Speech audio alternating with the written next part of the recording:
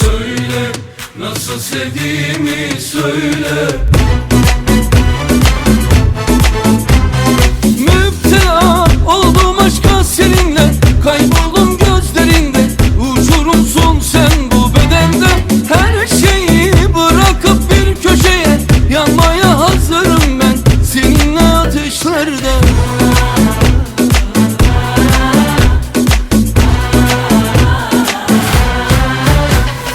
Yanmışım sönmüşüm ellerinde, bitmişim tükenmişim gözlerinde. Müptela oldum aşka seninle, kayboldum gözlerinde.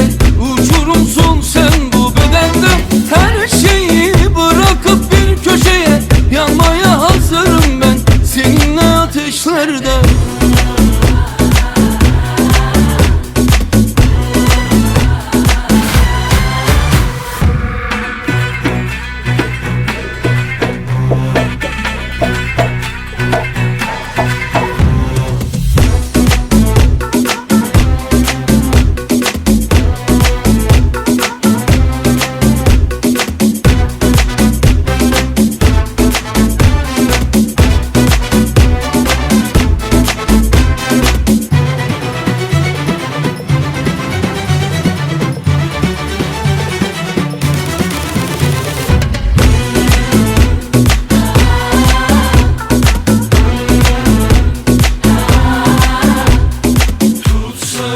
Bu gönül sana tutsak,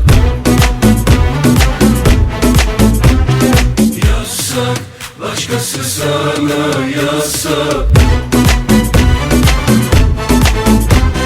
Müptela oldum aşka seninle, kayboldum gözlerinde. Uçurumsun sen bu bedende, her şeyi bırakıp bir köşeye. Yanmaya hazırım ben seninle ateşlerde.